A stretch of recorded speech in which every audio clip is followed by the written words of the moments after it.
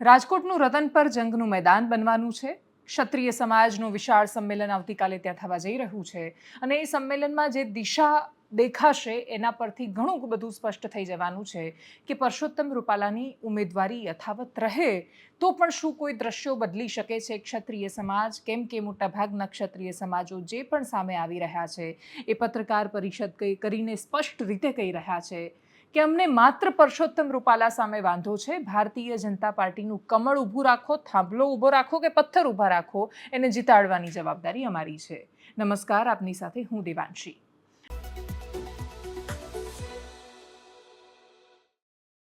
જે લોકો જીતાડવાની જવાબદારી લઈ રહ્યા છે એ લોકોનો રાજકોટમાં વોટ કેટલી સંખ્યા એવી છે કે જેના આધાર પર માથા ગણીને તમે ટિકિટ આપી શકો એ બહુ મોટો પ્રશ્ન છે. અને એટલા જ માટે પરસોત્તમ રૂપાલાનો આત્મવિશ્વાસ બતાવે છે કે એમને પણ ખબર છે કે રાજકોટ લોકસભા સીટ પર ક્ષત્રિય આંદોલન એકદમ ચરમસીમા પર પહોંચે તો પણ વોટમાં, આંકડાઓમાં કોઈ ખાસ ફરક પાડી શકે એમ નથી. જ્યાં ફરક પાડી શકે એમ છે ત્યાં એ ફરક દેખાઈ રહ્યો છે. ત્યાં વારંવાર ઉમેદવારોનો વિરોધ થઈ રહ્યો છે. કેમ કે તમે કેટલાય દ્રશ્યો જોયા કે સી.આર. પાટીલની સભામાં જઈને લોકો વિરોધ કરી રહ્યા છે. તમે દ્રશ્યો જોયા કે ભાનુબેન બાબરિયાની સભામાં જઈને વિરોધ થઈ રહ્યો છે. તમે દ્રશ્યો જોયા કે પૂનમ મેડમનો પ્રચાર કરવાનો હોય ત્યાં કોઈ વિરોધ કરી રહ્યું છે. કોઈ હાર્દિક પટેલનો વિરોધ કરે છે. કોઈ જે પેટા ચૂંટણી લડતા ઉમેદવાર છે ચિરાગ પટેલ ખંભાતના, એમને ફોન કરીને કહે છે કે અમારા ગામમાં ન આવતા. કોઈ વડોદરામાં પોસ્ટર લગાવે છે, કોઈ મહીસાગરમાં પોસ્ટર લગાવે છે. પણ પરસોત્તમ રૂપાલાની સભામાં જો કોઈએ જઈને વિરોધ કર્યો હોય એ પ્રકારના દ્રશ્યો સામે નથી આવ્યા. કેમ કે રાજકોટથી ચૂંટણી લડી રહ્યા છે અને રાજકોટનું રણ ઘણી બધી દ્રષ્ટિકોણથી આપણે જોઈએ, ઘણા બધા દ્રષ્ટિકોણથી તો ભારતીય જનતા પાર્ટી માટે ખાસું સરળ છે. 2009માં કિરણ પટેલનો એક અપવાદ છે જેમાં લેઉવા પાટીદાર અને કોળી સમાજ, બાકીના બધા લોકો એક સાથે થયા અને કડવા પટેલ હોવા છતાં કિરણ પટેલ ભારતીય જનતા પાર્ટીમાંથી એકલા પડ્યા. ભાજપના જ કેટલાય લોકો છે કે જે એમની સામે આવ્યા અને પરિણામ 2009માં કુંવરજી બાવળિયાની લોકસભામાં જીતના સ્વરૂપે જોવા મળ્યું. 2014 અને 2019 એ ગુજરાત માટે 26માંથી 26 ભારતીય જનતા પાર્ટી માટે એવી સ્થિતિ લાવીને મૂકી દીધી કે એના પછી ભારતીય જનતા પાર્ટી હવે 26માંથી 26નું સપનું જ નથી જોતી. એ 26માંથી 26 5 લાખની લીડ સાથે આ પ્રકારનું સપનું જુએ છે. અને એટલા જ માટે જે બેન્ચમાર્ક હતા એ બહુ અલગ થઈ ગયા છે, બદલી દીધા છે. એવા સમયમાં ગુજરાતની રાજનીતિમાં એક જ વિષય ચર્ચામાં છે અને એ છે આજે પણ હજુ પણ 1% શંકા કુશંકા સાથે લોકો જોઈ રહ્યા છે કે ક્ષત્રિય સમાજ જો પોતાના આ મહાસંમેલનમાં તાકાત બતાવે અને એવો કોઈ અણસાર કે અહેસાસ અપાવે તો ભારતીય જનતા પાર્ટી પોતાના ઉમેદવારને ફોર્મ બદલવાના આગલા દિવસોમાં બદલી શકે એમ છે. પરસોત્તમ રૂપાલા 16, 17, 18 તારીખના અલગ અલગ કાર્યક્રમો છે. ભારતીય જનતા પાર્ટીના 16 ઉમેદવારો 16 તારીખે ફોર્મ ભરવાના છે. એની પહેલા 15 તારીખે ફોર્મ ભરવાના છે અને પછી 17 તારીખે ફોર્મ ભરવાના છે. આ આખા ચોક્કસ ચક્રવ્યૂહ જે ગોઠવાયો છે, જે રણનીતિ ગોઠવાઈ છે, સોંગઠા ગોઠવાયા છે, એ બધામાં પરસોત્તમ રૂપાલાની સામે જેટલા લોકો દેખાઈ રહ્યા છે, ભલે આગળ પ્યાદા સમાજોના સ્વરૂપે સામે આવતા હોય પણ એ ચોક્કસથી સ્પષ્ટ રીતે વાત છે કે કોંગ્રેસ કે પછી બાકીના કોઈ પક્ષની તાકાત નથી કે આ રીતનું આંદોલન ઊભું કરી શકે. આ આંદોલન ક્ષત્રિય સમાજે ઊભું કરેલું છે. પણ એનાથી વિશેષ એ દ્રશ્યો મારે બતાવવા છે કે જ્યારે સમાજમાં કોઈ ચોક્કસ આગેવાન અથવા સંસ્થા એવું સમજે કે આખા સમાજની જવાબદારી અમે લીધી છે અને સમાજ વતીથી અમે કોઈ પણ સ્ટેટમેન્ટ આપી શકીએ છીએ તો સમાજ એને કેવો જાકારો આપે છે. એ સમય ગયો કે જ્યારે સમાજના 2-4 માથા ઊભા રહેતા અને એ માથા જે પક્ષમાં જાય ત્યાં આખો સમાજ જતો. કોંગ્રેસની આ વ્યવસ્થા હતી. કોંગ્રેસે વર્ષો સુધી આમ જ રાજ કર્યું. જાતિઓના આધાર પર કોંગ્રેસને વર્ષોથી આમ જ સત્તા મળી કે જાતિના 4-5 મુખ્ય આગેવાન હોય અને એ 4-5 આગેવાનોને કોંગ્રેસ સમજાવી પટાવી લે, એ લોકોને સાથે રાખે, એ લોકોને લાભ મળે એટલે આખો સમાજ ઓટોમેટિક આવી જતો. ભારતીય જનતા પાર્ટીનો પ્રવેશ જ એ વાત પર થયો કે એમણે સિસ્ટમ હટાવી દીધી કે જાતિનો કોઈ એક આગેવાન નથી. જાતિના અલગ અલગ સમુદાયો છે, બધા જ લોકો સ્વતંત્ર છે, એ આગેવાનો છે એમનું પોતાનું અસ્તિત્વ અગાડી નાખ્યું, બધાને ભાજપમાં લઈ લીધા અને કદ પ્રમાણે વેતરી નાખ્યા. હવે કોઈ એક જાતિનો એક ઠેકેદાર છે જ નહીં. અને એટલા જ માટે જે લોકોએ ભૂલ કરી પોતાને સમાજના બાપ સમજવાની, એ લોકોને સમાજે બતાવી દીધું કે ભાઈ તમે સમાજમાં માંધાતા છો, મોટા છો, મહાન છો, વરિષ્ઠ છો, પણ સમાજના ઠેકેદાર કે બાપ નથી. તમે કહી દીધું ને કમલમમાં જઈને પ્રેસ કોન્ફરન્સ કરી દીધી કે આંદોલન પૂરું, એટલે એમ પૂરું નથી થઈ જતું. અને એટલે જ કાઠી સમાજમાં પણ એ જ થયું. કાઠી સમાજમાંથી આગેવાનો ભારતીય જનતા પાર્ટીના કમલમના કાર્યાલય પર પહોંચ્યા રાજકોટમાં, રાત્રે પત્રકાર પરિષદ કરીને પછી કહ્યું કે અમે તો પરસોત્તમ રૂપાલાને અમારું સમર્થન આપીએ છીએ ને મોદી સાહેબને આપણે એમને મદદ કરવાની છે, એટલે વાત પૂરી થઈ જાય છે. તરત જ કાઠી સમાજમાંથી પ્રતિક્રિયાઓ આવવાની શરૂ થઈ ગઈ. એ જ સંગઠનના બાકીના લોકો, બાકીના સંગઠનમાંથી બાકીના જે યુવાન છે, આગેવાનો છે, બોલવા માંડ્યા કે ભાઈ તમે 5 માણસોએ અમારો ઠેકો નથી લઈ રાખ્યો, અમે આ સમર્થનની વાત નથી કરતા, અમે તો વિરોધ કરીશું. અને તમે જુઓ કે વિરોધાભાસ કેટલો છે કે એ જ સમયે અમરેલીમાં કાઠી સમાજના લોકો આવેદનપત્ર આપી રહ્યા હતા કે પરસોત્તમ રૂપાલાને બદલવામાં આવે. એ જ દિવસે રાજકોટમાં જઈને એ સમાજના આગેવાનો કહી રહ્યા હતા કે અમે સમર્થન આપીએ છીએ. અને એટલે જ ક્ષત્રિય સમાજે સૌથી પહેલાં જો કશું ખુલ્લું પાડ્યું હોય તો એ છે એ એમના આગેવાનોને ખુલ્લા પાડ્યા છે. એમનું કહેવું છે કે કોઈ પણ આગેવાન એ મોટો છે, મહાન છે, પણ એ સમાજથી મોટો નથી. આ પ્રકારના દ્રશ્યો સામે આવ્યા. મોદી પરિવારની સભા ચાલતી હતી. ભારતીય જનતા પાર્ટીમાં સરકારના મંત્રી ભાનુબેન બાબરિયા પણ ઉપસ્થિત હતા. જઈને વિરોધ કર્યો, ખુરશીઓ ઉછાળી, સભા બંધ કરવામાં આવી. જે દ્રશ્યો સામે આવ્યા, ખાસ તો કાઠી સમાજમાંથી જે વળતી પ્રતિક્રિયા આવી કે ભાઈ અમે સમર્થન નથી આપ્યું અને વિરોધ ચાલુ છે. મોદી પરિવારની સભાના દ્રશ્યો જે આવ્યા એ પણ જોઈએ. ગઈકાલની પ્રેસની પણ મુખ્ય વાત એ હતી કે ભાઈ આપણે રાષ્ટ્રીય લેવલે માનનીય વડાપ્રધાન નરેન્દ્ર મોદીને ધ્યાનમાં રાખીને આ જતું કરવું જોઈએ. મારો સવાલ એ છે, ભારતીય જનતા પાર્ટીનો હજી સુધી ક્યાંય કોઈએ વિરોધ કર્યો નથી. ઇવન જે બહેનો છે, અત્યારે ઉપવાસ ઉપર જે બહેનો છે આટલા દિવસથી, એમનું પણ સ્ટેટમેન્ટ છે કે અમારો માત્ર ને માત્ર વિરોધ ઉમેદવારનો છે. તમે એની જગ્યાએ ખાલી કમળ ઊભું રાખો ને, એને જીતાવી દેવાની જવાબદારી સારા એક ક્ષત્રિય સમાજની છે. આમાં સીટની હારે કાંઈ લેવા દેવા નથી કે ભાઈ એક સીટ છે નરેન્દ્ર મોદી પાસે ઓછી જાય, એવું તો કોઈ છે જ નહીં. વાત ખાલી વ્યક્તિગત છે, વ્યક્તિનો વિરોધ નથી. અમે જોયું છે કે અમારા જ્યાં જ્યાં જે સમાજે આવેદન પત્ર આપ્યા, મેં તો ખાસ જોયું છે કે એની અંદર પણ રૂપાલા સાહેબ એવો શબ્દ વાપરવામાં આવ્યો.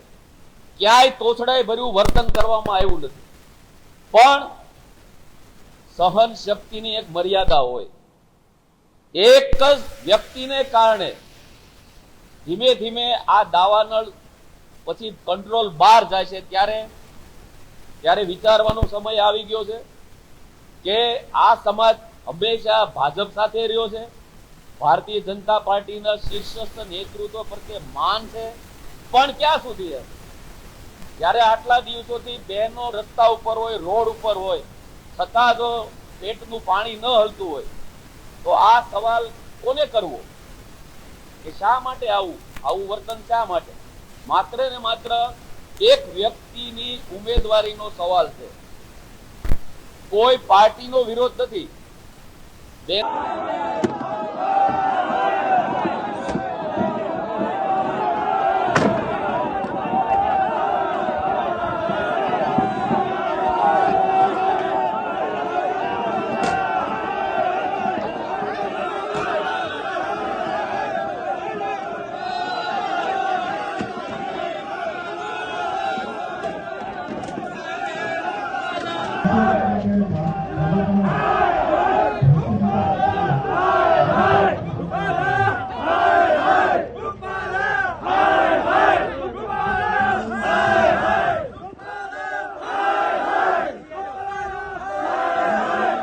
બીજા બે દ્રશ્યો પણ બતાવવા છે. એક છે પરસોત્તમ રૂપાલાના આત્મવિશ્વાસના. હાથમાં બેટ લઈને રાજકોટના રસ્તા ઉપર એ નીકળે છે અને લડવા માટે હું તૈયાર છું એવો બુલંદીથી ઈશારો કરે છે.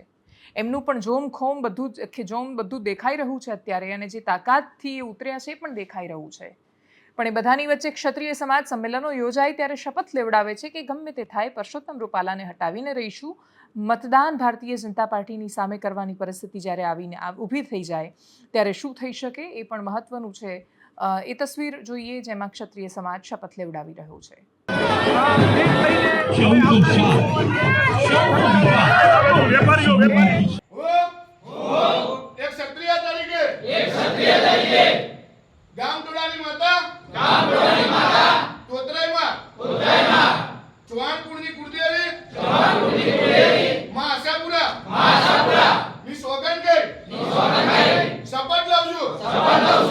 જો ભારતીય જનતા પાર્ટી દ્વારા રાજકોટના ઉમેદવાર પરસોત્તમભાઈ રૂપાલાની ટિકિટ રદ કરવામાં નહીં આવે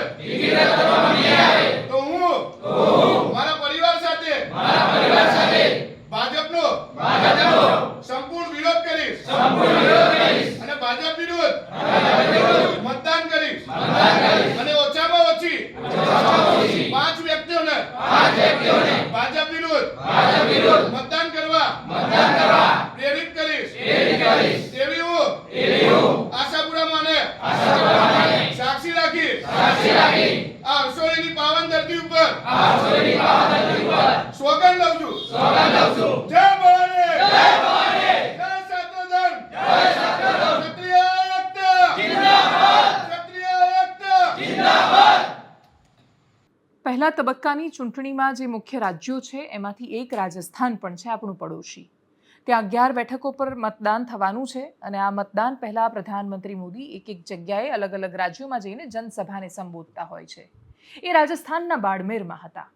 બાડમેર જેસલમેર એવું લોકસભા ક્ષેત્ર કે જે સૌથી વિશાળ પોતાનો એરિયા ધરાવે છે, પણ એટલો વિશાળ એરિયા હોવા છતાં એની પરિસ્થિતિ બિલકુલ કચ્છ જેવી છે. ત્યાં પાકિસ્તાન સાથે સરહદ છે, રણવાળો પ્રદેશ છે અને રણની વચ્ચે જળની સમસ્યાઓ છે, પાણીની તકલીફ છે.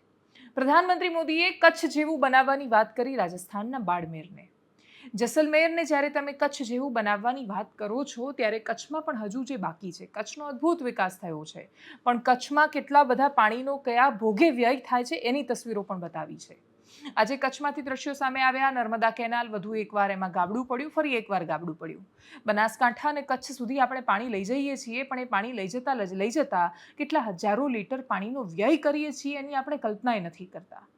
એમનું તમારું સહેજ નાનું ભ્રષ્ટાચારનું ગાબડું કેટલા હજારો લીટર પાણીનો વેડફાટ કરે છે, અને એ પાણીનો જ્યારે વેડફાટ થતો હોય ત્યારે તમે વિચારો કે કચ્છનો એક વિસ્તાર છે કે જે તરસ્યો છે, ત્યાં પાણી નથી આવતું, એ લોકો પીડાથી ભરપૂર છે.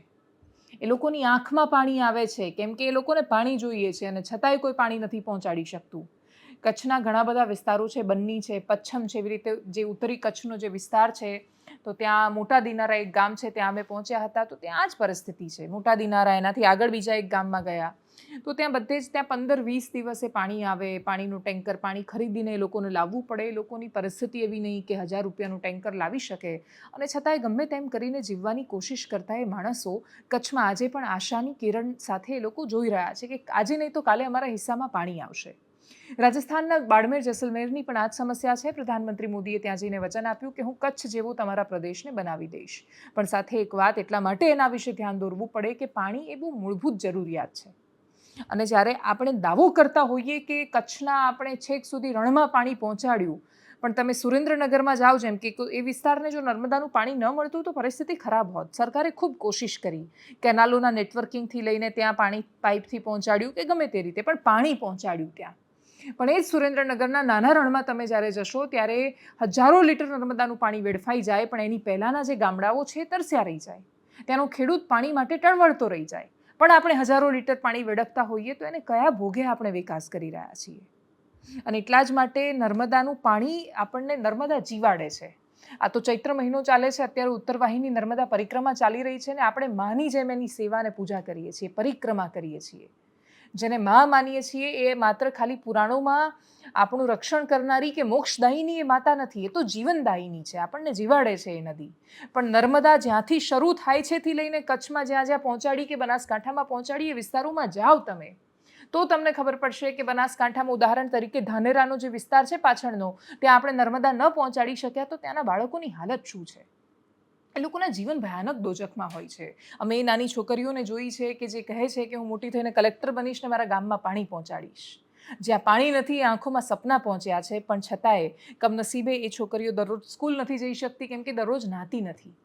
એ કહે છે કે દરરોજ નાહીશું તો પાણી અમારું ખૂટી જવાનું છે, અને એટલે જ નાવામાં પાણી બગાડી શકીએ એમ નથી. નાયા વગર ગંદા 1 દિવસ 2 દિવસ કેટલા દિવસ સ્કૂલે જઈ શકીએ, અને એટલા જ માટે વચ્ચે વચ્ચે બ્રેક પડીને લોકો શાળાએ જાય છે. એવા ગામડા અમે જોયા છે.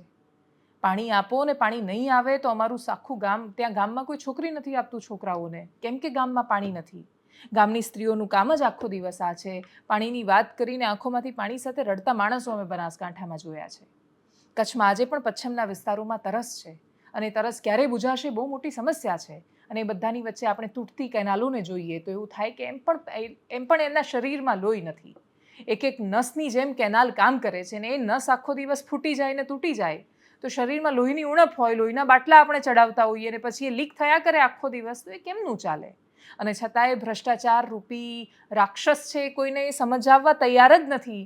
એ કોઈને સમજવા જ નથી દેતો કે તમે જે કરી રહ્યા છો એ તમારા માટે થોડા રૂપિયા છે, હજારો માણસ માટે એમના જીવનનો પ્રશ્ન છે. રાજસ્થાનનું બાડમેર પ્રધાનમંત્રીએ કહ્યું છે એમ ક્યારે બદલાશે એ ખબર નથી. પહેલા તબક્કાની 100થી વધારે બેઠકોમાં ભારતીય જનતા પાર્ટી કેટલું અદ્ભુત પોતાનું પરિણામ લાવે છે એ પણ ખબર નથી. જેની પણ સરકાર આવે, જે પણ જીતે, જે પણ સાંસદ બને, શું એ વ્યક્તિઓની જવાબદારી નથી બનતી કે એ વિસ્તારોમાં જઈને જુએ અને પૂછે ગમે તેટલા મોટા વિસ્તાર હોય, સાંસદો 5 વર્ષમાં ફરકી નથી શકતા એ ક્ષેત્રમાં. તમે જોયું નથી ને તમે એ પીડાનો અહેસાસ નથી કર્યો તો તમે કેવી રીતે નક્કી કરી શકવાના છો કે કચ્છ ખૂબ સુંદર છે? ત્યાં ધોરડોમાં જશો તો તમને એવું લાગશે કે આ હા વિકાસની ગંગા તો અહીંયા જ આવી છે ને અહીંયાથી જ નીકળી છે, અને એટલે જ વિકાસની સરવાણી જે કચ્છમાં પહોંચી એનો જ પશ્ચિમ વિસ્તાર કે પછી એની જ નલિયાની આજુબાજુ શાળાની હાલત, આ બાકીનું બધું બાકી રહી ગયું છે. તો એ બાકી રહી ગયેલું પણ પૂરું થાય એવી અપેક્ષા છે. 2 તસવીરો બતાવી છે. રાજસ્થાનના બાડમેરમાં પ્રધાનમંત્રી મોદીએ શું કહ્યું, ત્યાંથી ચૂંટણી લડી રહેલા રવિન્દ્રસિંહ ભાટીને અમે જ્યારે જેસલમેરના વિકાસ માટે પ્રશ્ન પૂછ્યો ત્યારે વિકાસ શબ્દ સાંભળતાની સાથે જે હસવા માંડ્યા. એમણે કહ્યું કે પાણી અને ભૂખ જેમ સૌથી મોટી સમસ્યા છે, એમ જેસલમેરમાં તો એક MRI મશીન નથી. તો દેશની આપણે જે બહુ જ ઉપરથી લોકસભાની તસવીર જોઈએ છીએ અને બહુ મોટા મોટા મુદ્દાઓ પર ચૂંટણી લડીએ છીએ, એ મોટા મુદ્દા બધા બરાબર છે અને પોતાની જગ્યાએ સાચા છે. પણ આ દેશના અમુક નાના નાના પ્રશ્નો છે. એ નાના નાના પ્રશ્નમાં દેશની સ્વાસ્થ્ય સુવિધાઓ છે, આપણી શિક્ષણ વ્યવસ્થા છે, પીવાનું પાણી છે, 2 ટંક ભોજન માટે ટળવળવું ન પડે એ વ્યવસ્થા છે. અને એટલા જ માટે વધતી અસમાનતાની વચ્ચે એ નાના નાના મુદ્દાઓ છે એની પણ અસમાનતા ના વધી જાય એની તકેદારી માટે તમે એ સંવાદનો અંશ પણ સાંભળો, કચ્છની તૂટેલી કેનાલ પણ જુઓ અને કચ્છના મોટા દિનારા માટે પાણીમાં વિરડી ખોદીને ગમે તેમ કરીને તમે જેની કલ્પના, તમે ત્યાં પ્રવાસી તરીકે જાઓ તો તમે પાણી પીવા તૈયાર નહીં થાઓ, છતાં એ લોકો કેવી રીતે જીવન ગુજારે છે એનો અંશ પણ જુઓ.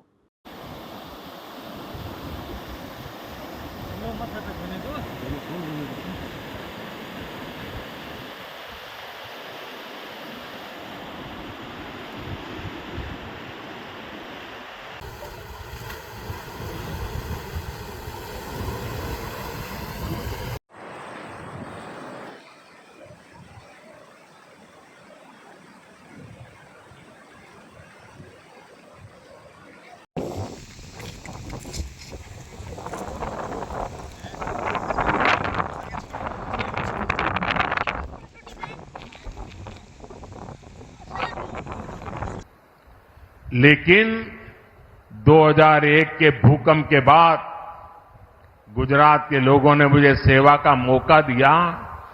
आज पूरे हिंदुस्तान का सबसे तेज विकास करने वाले जो जिले हैं उसमें आज कच्छ जिला पहुंच गया है. मुंबई में जमीन की जो कीमत होती है वो कच्छ की जमीन की कीमत हो गई है. अगर कच्छ बदल सकता है तो बाड़मेर बदल सकता है कि नहीं बदल सकता है? बदल सकता है कि नहीं बदल सकता है? मैं ये करके आया हूं और इसलिए मैं गारंटी देता हूं ये भी मैं करके रहूंगा.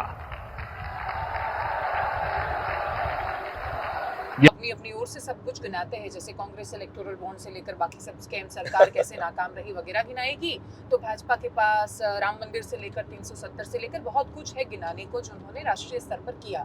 आप क्या गिनाएंगे? सबसे बड़ी चीज की मानना जरूरत है पानी. पहली तो साहब पीणना पानी चाहिए, जीवणना अन्न चाहिए, पछे मुद्दारी बात है. आप देश दुनिया री बात उस टाइम कर सको जब आपरो घर मजबूत है. आज तुम्हारो घर ही कमजोर है तो मैं देश दुनिया में मैं अगर बात करूं कि साहब रशिया रे मीना सही को नहीं हो रहे, यूक्रेन में सही को नहीं है, इजराइल सही को नहीं है, फिलिस्तीन सही को नहीं है, और तो अगलो आदमी पूछे कि साहब बाड़मेर जैसलमेर सही है, तो वाकई लगे कि मिलना लगे कि पेल मारो बाड़मेर जैसलमेर मीना जो भी सुविधा माना मिलनी चाहिए थी अगर हेल्थ सेक्टर में, एजुकेशन में और जो बेसिक इंफ्रा में माना जो चीजें अवेलेबल होनी चाहिए थी वो हाल तक हुई को नहीं है. કચ્છ ખૂબસૂરત છે પણ ખૂબસૂરતની સાથે કેટલાક નાના નાના ડાઘ. આ જે ડોલ છે, આ રસ્સી છે, આ જે દોરીથી બાંધેલી છે, આ પ્રદેશની વાસ્તવિકતા છે. અહીંયા નર્મદાનું પાણી નથી આવતું? નથી આવતો. નળ નથી? નળ છે, બધી ઘરોઘર નળ છે, પણ પાણી નથી આવતું.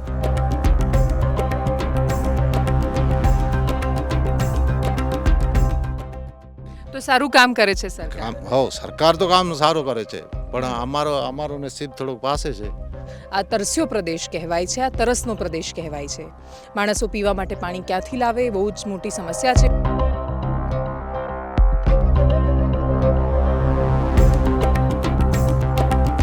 કચ્છની સરખામણીએ જ કચ્છના આ પ્રદેશો થોડા વંચિત છે, પણ એમણે જેમ કહ્યું એમ કે એમને આશા છે બીજું કે એમને સરકાર પર પણ એવું છે કે ખાસો બધો વિકાસ પહોંચ્યો છે. હું પોતે 5 સાલ ભલે હું હતો કોંગ્રેસી, 5 સાલ તમે કોંગ્રેસી હતા, હવે હવે પણ કોંગ્રેસ આ ટાણે કોંગ્રેસી છું આહા. ભલા સમજ્યા, હું ખોટું નથી બોલતો કાં.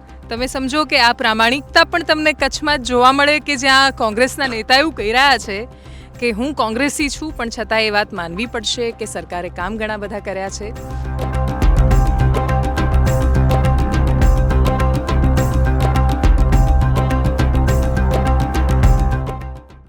અસમાનતારૂપી ખાઈ એટલી વધી રહી છે કે એ માણસને માણસથી બહુ જ ભયાનક રીતે દૂર કરી રહી છે. એ ખાઈ ધીરે ધીરે આપણે પૂરતા જઈએ, બધા પોતાની નૈતિક જવાબદારી સમજીને આ વિષય ઉપર વાત કરીને એના સોલ્યુશન સુધી પહોંચે એવી અપેક્ષા સાથે એનાલિસિસમાં અત્યારે બસ આટલું જ. નમસ્કાર.